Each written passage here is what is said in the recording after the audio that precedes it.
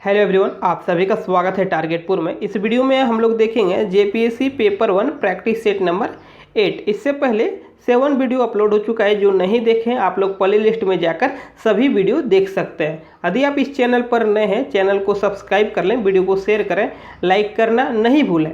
JPSC का जो study material है टारगेटपुर लगातार बहुत ही कम प्राइस में आप लोग को उपलब्ध करा रहा है। जैसे जेपीएससी पेपर 1 और पेपर 2 का नोट्स, जेपीएससी पेपर 1 और पेपर 2 का 30 online test series, current affairs 2020 से लेकर 2021 मार्च तक का नेशनल इंटरनेशनल करंट अफेयर्स और झारखंड करंट अफेयर्स, साथ ही टारगेटपुर का 30 ऑनलाइन टेस्ट सीरीज का। यदि किसी को क्वेश्चन पेपर चाहिए तो बहुत ही कम प्राइस में आप लोग को 30 ऑनलाइन टेस्ट का क्वेश्चन पेपर प्रोवाइड किया जाएगा। इसके लिए आपको क्या करना होगा, देखिए एक व्हाट्सअप नंबर है 9631926220। इस व्हाट्सअप नंबर पर आप लोग संपर्क करके इन सभी मटेरियल के बारे में जानकारी प्राप्त कर सकते हैं। साथ ही आप लोग टेलीग्राम में ज्वाइन करना नहीं भूलें, लिंक डिस्क्रिप्शन में दिया गया है। अब लेट नहीं करते हुए शुरू करते हैं आज का क्वेश्चन। देखिए पहला क्वेश्चन है, निम्नलिखित 4 स्थानों में हुए बौद्ध संगतियों का सही कालक्रम नीचे दिए गए कूट से ज्ञात करें।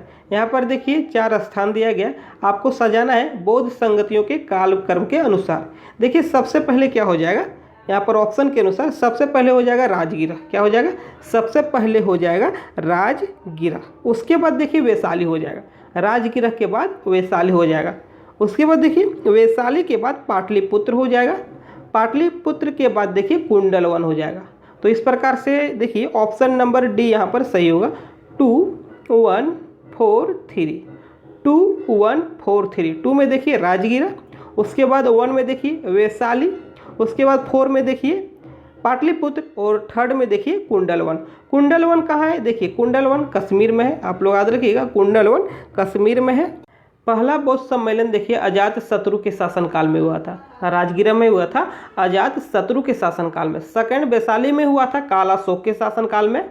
और तीसरा देखिए पाटलिपुत्र में हुआ था, किसके शासनकाल में, अशोक के शासनकाल में। और चौथा देखिए कुंडलवन कश्मीर में हुआ था कनिष्क के शासनकाल में। 4th नंबर में कनिष्क के शासनकाल में।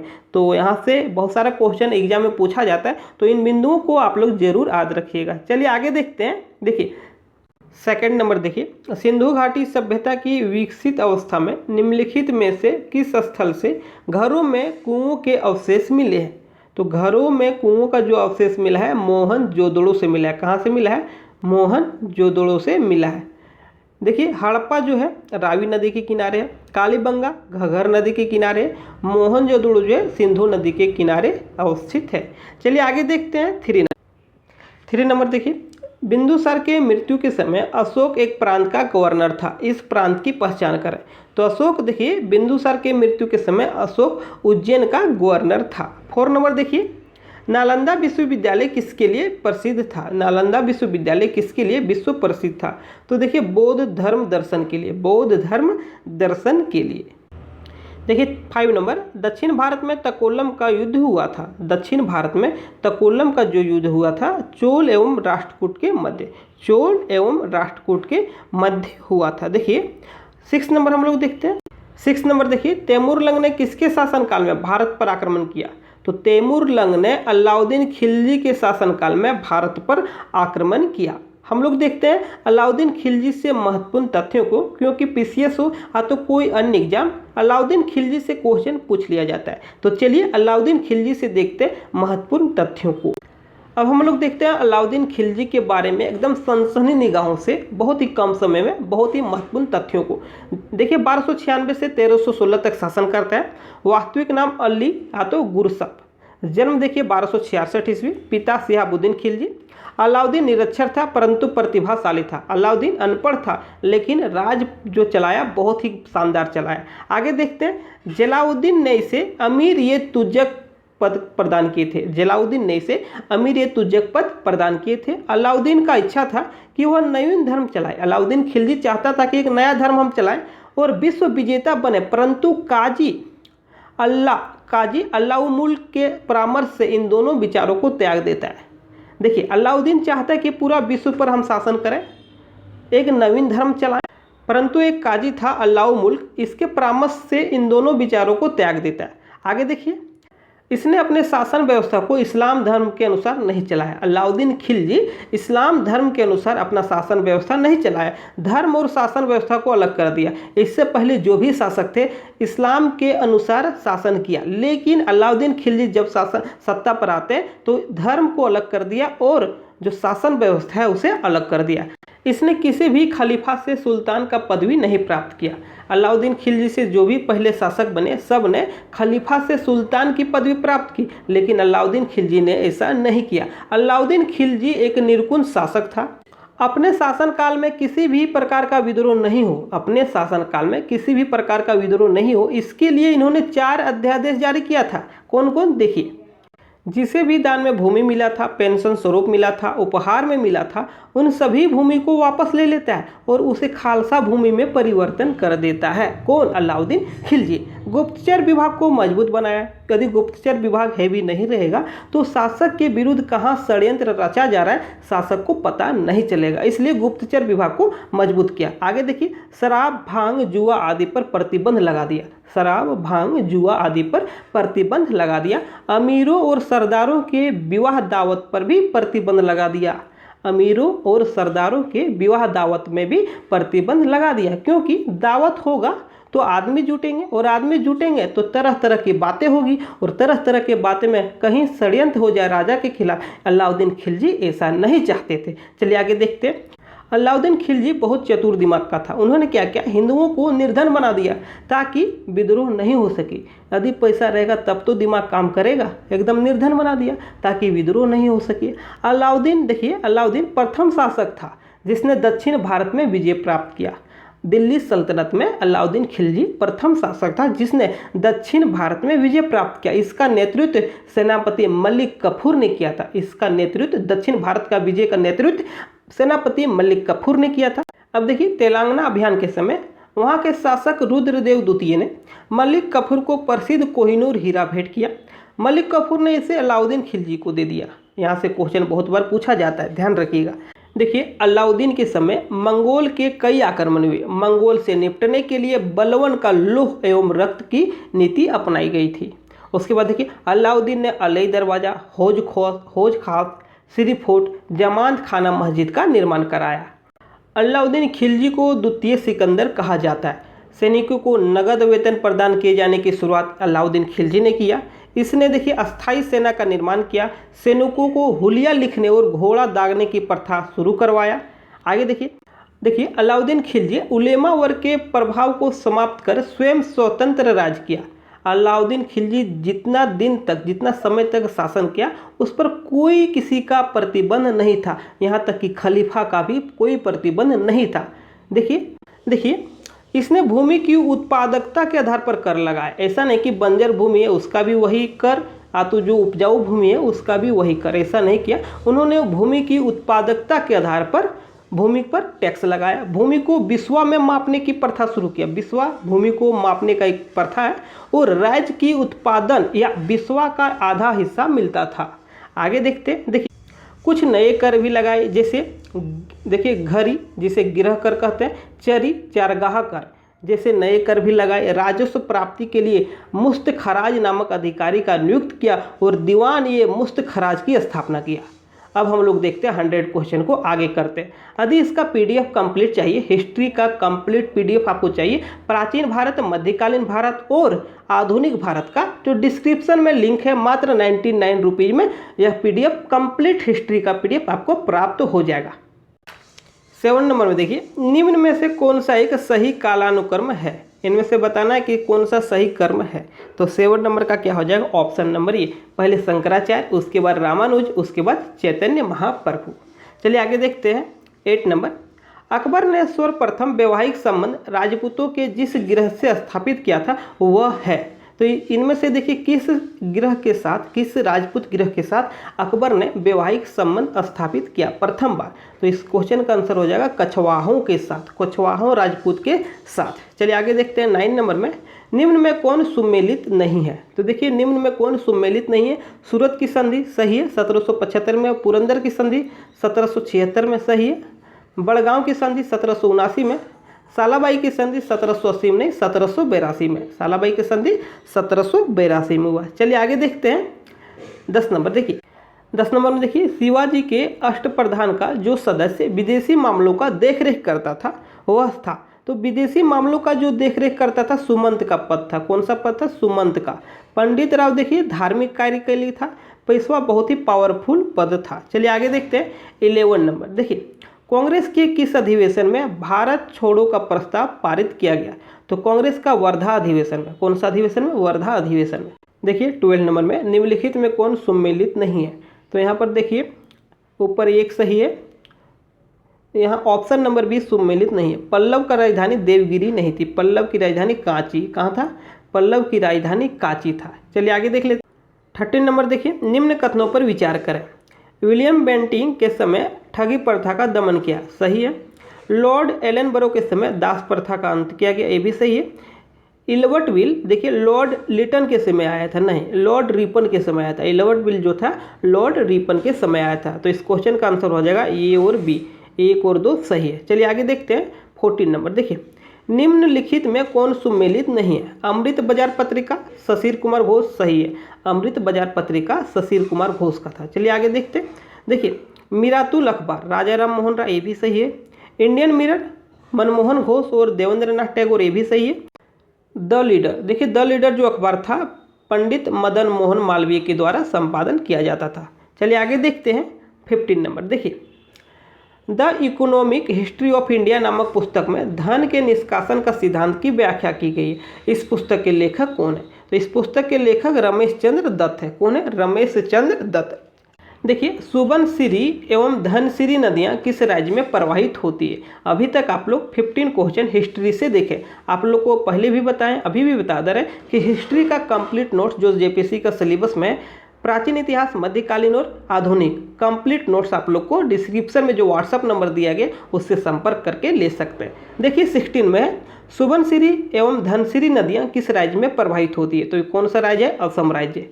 आगे देखते हैं 17 नंबर। देखिए हेमिस नेशनल पार्क भारत के किस राज्य या केंद्र शासित प्रदेश में है? तो हेमिस नेशनल पार्क लद्दाख में है। कहाँ है? लद्दाख में है। आगे देखिए 19 नंबर में, भारत में पश्चिमी तट की अपेक्षा पूर्वी तट पर चावल की पैदावार अधिक क्यों होती है? चावल की पैदावार अधिक क्यों होती है? किसकी तुलना में? पश्चिमी तट की अपेक्षा पूर्वी तट में। देखिए इस क्वेश्चन का आंसर हो जाएगा पूर्वी घाट पश्चिमी घाट से चौड़ी है। पूर्वी घाट जो है पश्चिमी घाट से चौड़ी है और डेल्टा क्षेत्र भी है। पूर्वी घाट पश्चिमी घाट से चौड़ी है और डेल्टा क्षेत्र भी है। आगे देखते हैं। देखिए 2011 के जनगणना के अनुसार देश की कुल जनसंख्या में ग्रामीण जनसंख्या का प्रतिशत क्या है? तो देश की कुल जनसंख्या में ग्रामीण जो जनसंख्या है उसका प्रतिशत 68.8% है। आगे देखते हैं 21 नंबर। निम्नलिखित में कौन परियोजना एवं लाभान्वित राज्य से सम्मिलित नहीं है? इनमें से बताना है कि कौन सा परियोजना संबंधित राज्य से नहीं है। तिहरी बांध परियोजना गुजरात, यही तो गलत है, फर्स्ट का गलत है। देखिए नागार्जुन परियोजना आंध्र प्रदेश सही है। तिलैया परियोजना झारखंड। आप लोग को कमेंट करना है कि तिहरी बांध परियोजना किस स्टेट का है। चलिए आगे देखते हैं 22। देखिए निम्नलिखित में किस चट्टान प्रणाली से चूने का पत्थर, बलुआ पत्थर, चीनी मिट्टी की प्राप्ति होती है? तो विंध्यन कर्म की चट्टान से, याद रखिएगा विंध्यन प्रणाली के चट्टान से। चलिए आगे देखते हैं 23 नंबर। देखिए भारत का एकमात्र शीत मरुस्थल है, तो भारत का एकमात्र शीत मरुस्थल लद्दाख है। आगे देखते हैं 24 नंबर। यद्यपि भारत का केवल दक्षिणी भाग उष्णकटिबंध में है, यद्यपि भारत का केवल दक्षिणी भाग उष्णकटिबंध में है, तथापि संपूर्ण भारत में जलवायु उष्णकटिबंधीय है। इसका मुख्य कारण क्या है? तो संपूर्ण भारत में जो जलवायु है उष्णकटिबंधीय है। इसका जो मुख्य, तो इस क्वेश्चन का सही आंसर क्या हो जाएगा? देखिए ऑप्शन है भारत मानसून के प्रभाव में आता है, भारत के उत्तरी भाग की स्थिति महाद्वीपीय है, देश के मध्य भाग से कर्क रेखा गुजरती है। तो इनमें से कोई भी ऑप्शन सही नहीं है। अंतिम देखिए उच्ची हिमालय पर्वत श्रेणियाँ उत्तरी ठंडी हवाओं से रक्षा करती है, इसलिए संपूर्ण भारत का जो जलवायु है उष्णकटिबंधीय है। आगे देखते हैं 25 नंबर। देखिए भारत में ऑपरेशन फ्लड कार्यक्रम कब प्रारंभ हुआ? भारत में ऑपरेशन फ्लड जो कार्यक्रम है कब प्रारंभ हुआ? तो 25 का क्या हो जाएगा? 25 का 1970 ईस्वी। चलिए आगे देखते हैं 26 नंबर देखिए, भारत के किस प्रदेश की सीमाएं 3 देश क्रमशः नेपाल, भूटान और चीन से मिलती है? यदि आप लोग मैप का वीडियो नहीं देखे हैं तो जियोग्राफी मैप बाय टारगेट पूरा लिख के सर्च कीजिए और उस वीडियो को जरूर देखिए। देखिए इस क्वेश्चन का सही आंसर क्या हो जाएगा, 26 का ऑप्शन नंबर डी, सिक्किम जो है नेपाल, भूटान और चीन से इसकी सीमा मिलती है। 27 देखिए, निम्न में किस प्रकार की मिट्टी में कार्बनिक पदार्थ की अधिकता होती है? तो कार्बनिक पदार्थ की अधिकता काली मिट्टी में होती है। सर्वाधिक कार्बनिक पदार्थ की अधिकता काली मिट्टी में होती है। काली मिट्टी कपास के लिए उपयुक्त है। आगे देखते हैं 28 देखिए, पारादीप किस राज्य में स्थित है? तो पारादीप जो है उड़ीसा में है। कहाँ है? उड़ीसा में। 29 देखिए, भारत किसका सबसे बड़ा उत्पादक एवं उपभोक्ता है? तो भारत चाय का सबसे बड़ा उत्पादक एवं उपभोक्ता है। आगे देखिए 30 नंबर देखिए, लक्षद्वीप समूह के द्वीपों की उत्पत्ति निम्नलिखित में किस प्रकार हुई? तो लक्षद्वीप में जो भी द्वीप है उसकी उत्पत्ति प्रवाल उत्पत्ति से हुई, प्रवाल उत्पत्ति के कारण हुई। देखिए निम्न कथनों पर विचार करें। संविधान सभा के अध्यक्ष डॉक्टर HC मुखर्जी थे, सही है, और संविधान सभा के सचिव HVR अयंगर थे, ये भी सही है। तो इनमें से दोनों कथन सत्य है। तो इस क्वेश्चन का सही आंसर हो जाएगा ए और दो दोनों सही है, 31 का ऑप्शन नंबर सी। आगे देखते हैं 32 नंबर देखिए, सुप्रीम कोर्ट द्वारा केंद्र व राज्यों के बीच विवाद को सुनने के लिए किस अनुच्छेद के तहत क्षेत्राधिकार का प्रयोग करता है? तो इस क्वेश्चन का आंसर हो जाएगा अनुच्छेद 131, अनुच्छेद 131। चलिए आगे देखते हैं। देखिए 33 नंबर में, राष्ट्रपति पर महाभियोग की प्रक्रिया प्रारंभ करने के लिए कितने सदस्यों का हस्ताक्षर होना चाहिए? तो देखिए इस क्वेश्चन का आंसर हो जाएगा, जो सदन आरोप लगा रहा है उस सदन का 1/4, जो सदन आरोप लगा रहा है उस सदन का 1/4। आगे देखते हैं 34 नंबर देखिए, आयरलैंड के संविधान से भारतीय संविधान में लिया गया है राज्य की नीति निर्देशक सिद्धांत, ये भी लिया गया, राज्य की निर्वाचन पद्धति, ये भी लिया गया, राज्यसभा के लिए सदस्यों का नामांकन, ये भी लिया गया। तो उपयुक्त सभी, ऑप्शन नंबर डी इसका सही होगा। देखिए आगे 35 नंबर, निम्न में किस समिति ने पंचायत को टैक्स लगाने का अधिकार की सिफारिश की थी? तो पंचायत को टैक्स लगाने की अधिकार की सिफारिश अशोक मेहता समिति के द्वारा किया गया था।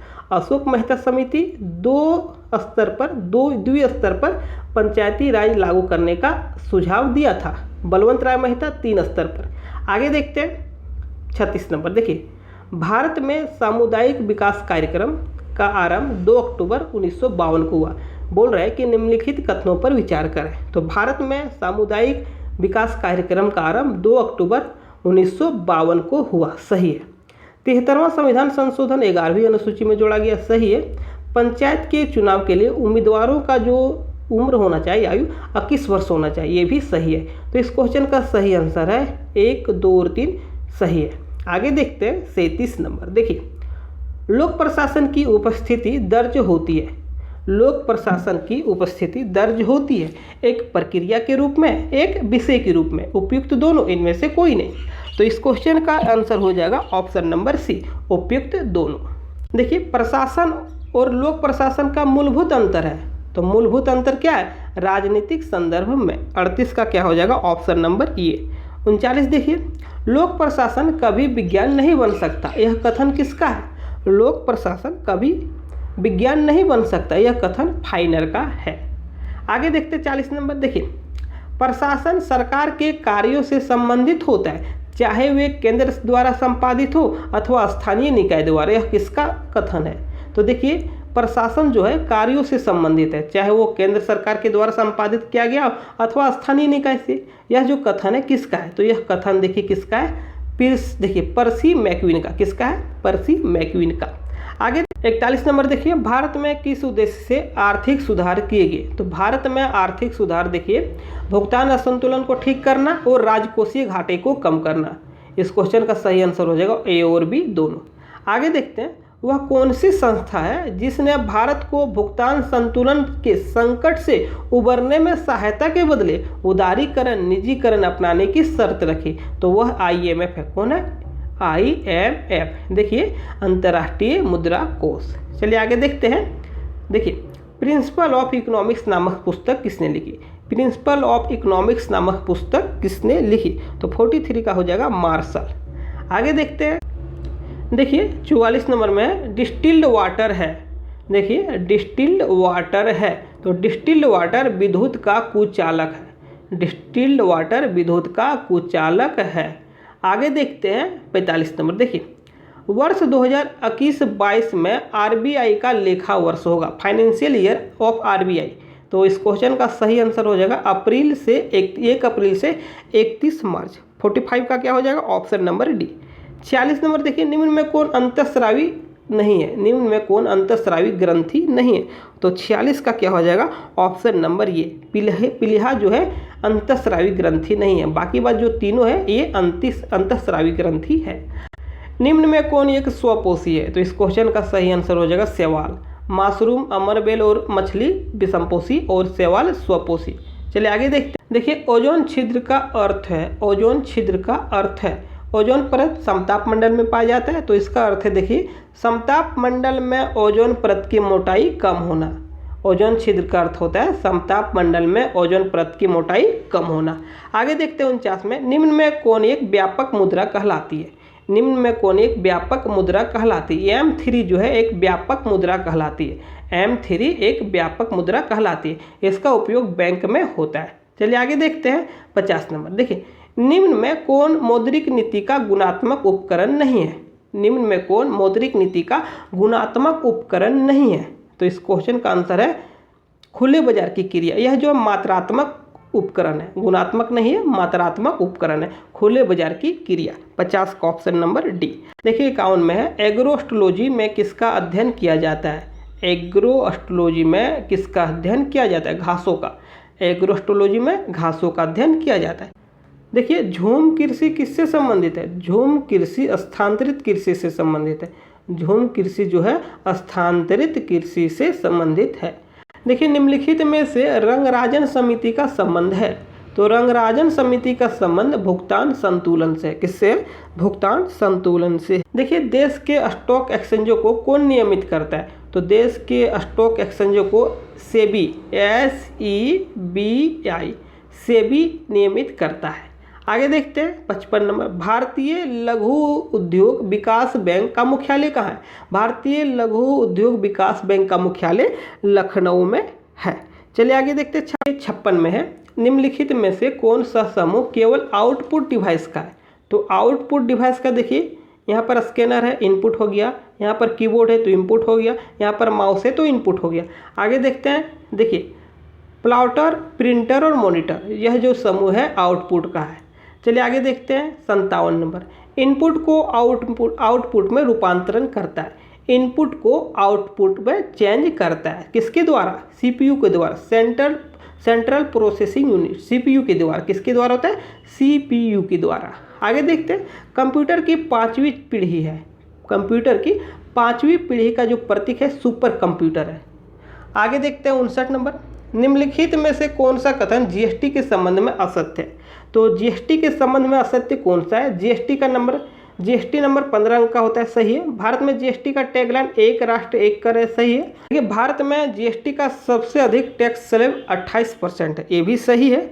और उसके बाद देखिए पहली बार GST फ्रांस में लागू किया गया, सही है, लेकिन 1952 में नहीं, 1950 में लागू किया गया। फ्रांस में जो लागू किया गया 1950 में। चलिए आगे देखते हैं, देखिए राष्ट्रीय आय निकालने के लिए कौन सा तरीका इस्तेमाल नहीं किया जाता है?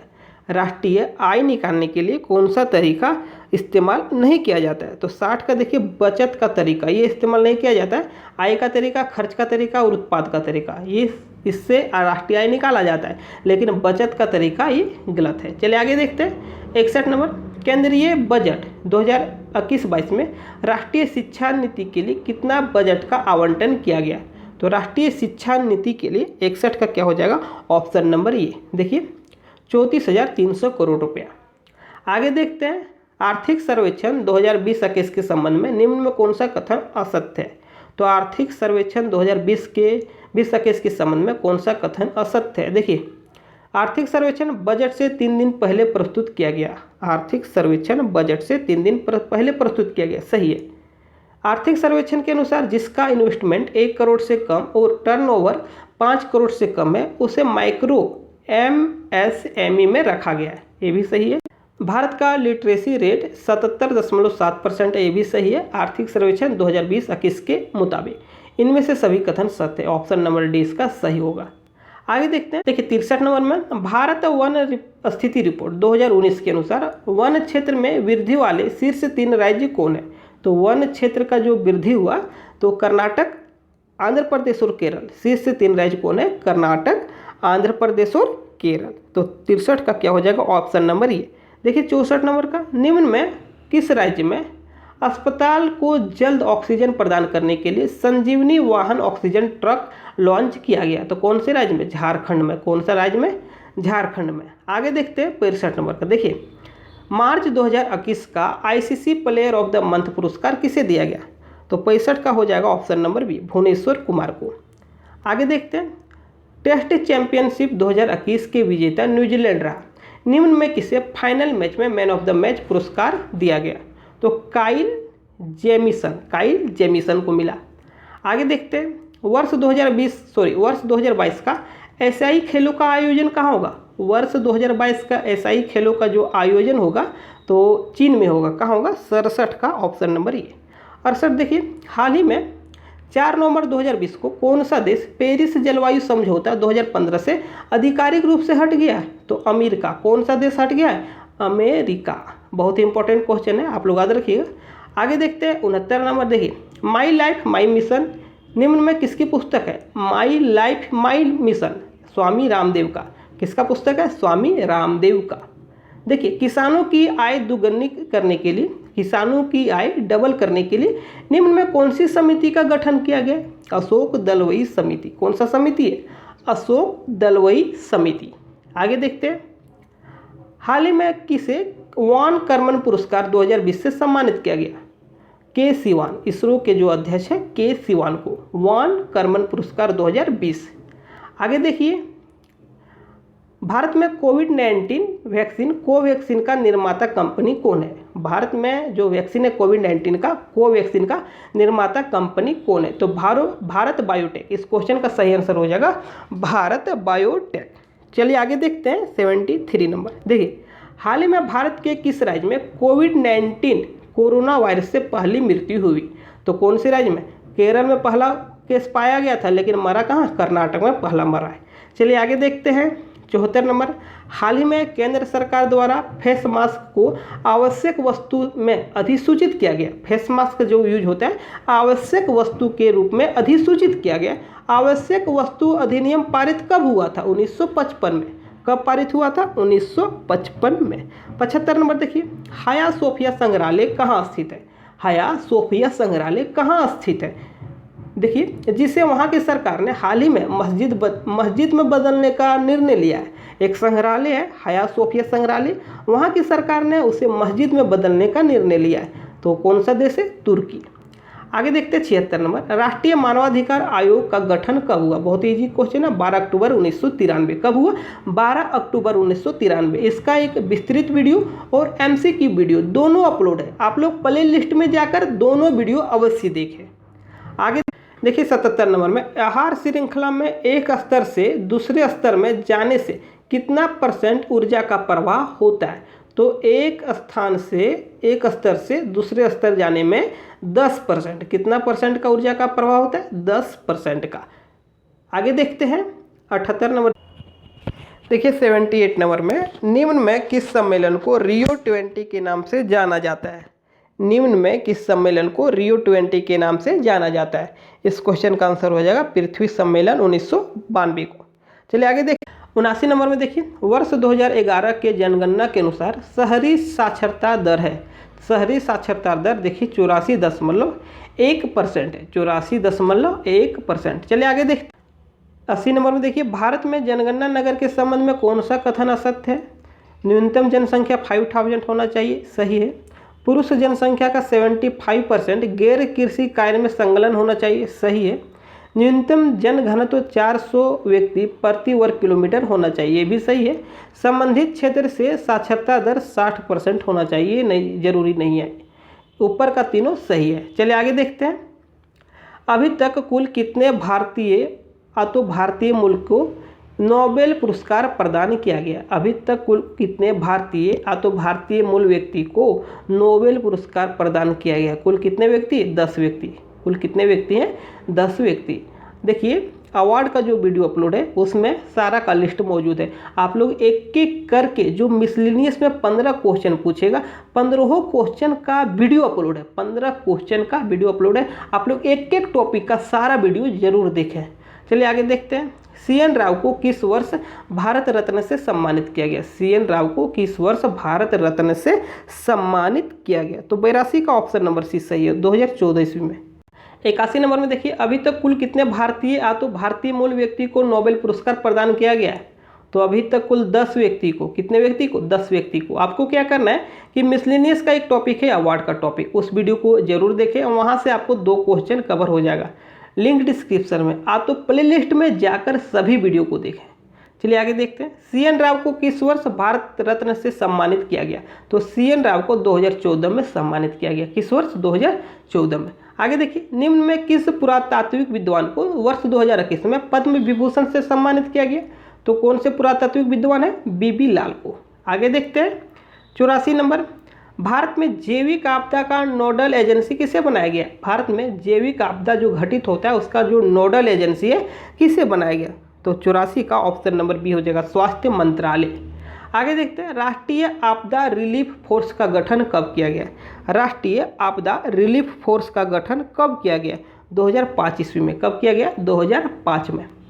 निम्न में किस समिति ने प्रत्येक राज्य के लिए अलग अलग निर्धनता रेखा बनाई? निम्न में किस समिति ने प्रत्येक राज्य के लिए अलग अलग निर्धनता रेखा बनाई? तो लकड़वाला समिति। गरीबी बेरोजगारी का जो वीडियो है अवश्य देखें, 4 क्वेश्चन वहाँ से कवर होगा। अभी भी फिर से बता रहे हैं, मिसलिनियस का सारा वीडियो अपलोड है, एक एक करके सारा वीडियो जरूर देखें। चलिए आगे देखते हैं। भारत में बेरोजगारी डाटा निम्न में किसके द्वारा कलेक्ट किया जाता है? तो NSSO के द्वारा। देखिए 88 के देखिए, निम्न कथनों पर विचार करें। न्यूक्लियर सप्लायर ग्रुप की स्थापना 1974 में हुआ। सही है। वर्तमान सदस्य 48 है, ये भी सही है। भारत इसका सदस्य है? नहीं, भारत इसका सदस्य नहीं है। न्यूक्लियर सप्लायर ग्रुप का सदस्य में जो बाधा बन रहा है चीन बन रहा है। हमेशा से चीन भारत का विरोध करता आया है। चलिए आगे देखते हैं। 89 नंबर देखिए, अंतर्राष्ट्रीय जैव विविधता सम्मेलन कब और कहाँ आयोजित किया गया? अंतर्राष्ट्रीय जैव विविधता सम्मेलन 29 मई 1992 को नैरोबी में आयोजन किया गया। आगे देखते हैं। देखिए 90 नंबर में, झारखंड राज्य गठन के समय बिहार का राज्यपाल कौन थे? गठन के समय मुख्यमंत्री राबड़ी देवी, प्रधानमंत्री अटल बिहारी वाजपेयी, राष्ट्रपति KR नारायण, लेकिन बिहार के राज्यपाल SS भंडारी थे। आगे देखते हैं 91 नंबर। देखिए, ताना भगत आंदोलन के संबंध में निम्न कथनों पर विचार करें। यह विशुद्ध गांधीवादी तरीके से लड़ा गया आंदोलन था। सही है। इस आंदोलन को प्रारंभ में कुरुक धर्म आंदोलन के नाम से जाना गया। ये भी सही है। तो इनमें से सभी कथन सत्य है। 1, 2, 3 सही है। चलिए आगे देखते हैं। 92 नंबर देखिए, पंचायत राज्य शक्तिशाली राज्य था किसका? मानभूम का। पंचायत जो राज्य था मानभूम का सर्वाधिक शक्तिशाली राज्य था। आगे देखते हैं। कंवर जनजाति। देखिए, कंवर जनजाति के वधु मूल्य को किस नाम से जाना जाता है? कंवर जनजाति के वधु मूल्य को सुखदाम के नाम से जाना जाता है। 93 का सी। देखिए 94, निम्न में कौन सी जनजाति द्रविड़ प्रजाति समूह से संबंधित नहीं है? खरवार द्रविड़ है, महली द्रविड़ है। देखिए गोंड जो है द्रविड़ है, करमाली प्रोटोस्टोलाइड है। आगे देखते हैं। किस वर्ष सोहराय और कोहबर कला को GI टैग मिला, भौगोलिक संकेतन मिला? तो 2020 में मिला। कब मिला? 2020 में। आगे देखते हैं। वर्ष 2019 में शुरू उन्नति योजना का संबंध किससे? तो उन्नति योजना का संबंध मनरेगा से है। आगे देखिए, झारखंड के 7वें राज्यपाल निम्न में कौन थे? तो 7वें राज्यपाल सैयद अहमद। कौन राज्यपाल है? सैयद अहमद। यदि हम लोग कार्यवाहक जो राज्यपाल सेकंड थे उसे नहीं काउंट करेंगे तो 7वें नंबर पे सैयद अहमद है। देखिए, झारखंड में नवीनतम अधिसूचित जाति है। तो झारखंड में जो नवीनतम अधिसूचित जाति है 32वीं जनजाति है कोल। आगे देखते हैं 99 नंबर। अब हम लोग अंतिम प्रश्न की ओर बढ़ रहे हैं। वीडियो को शेयर कीजिएगा, लाइक कीजिएगा, चैनल पर नए तो चैनल अवश्य सब्सक्राइब कीजिएगा। 34वें राष्ट्रीय खेल झारखंड के कितने शहरों में आयोजित हुआ? धनबाद में हुआ, रांची और बोकारो में, कुल 3 शहरों में। लातेहार में स्थित नेतरहाट विद्यालय का स्थापना निम्न में किसने किया? तो इस क्वेश्चन का आंसर हो जाएगा option number A, Charles Napier ने। आज के लिए बस इतना ही। वीडियो को शेयर कीजिएगा, लाइक कीजिएगा, चैनल पर नए चैनल अवश्य सब्सक्राइब कीजिएगा। Thank you.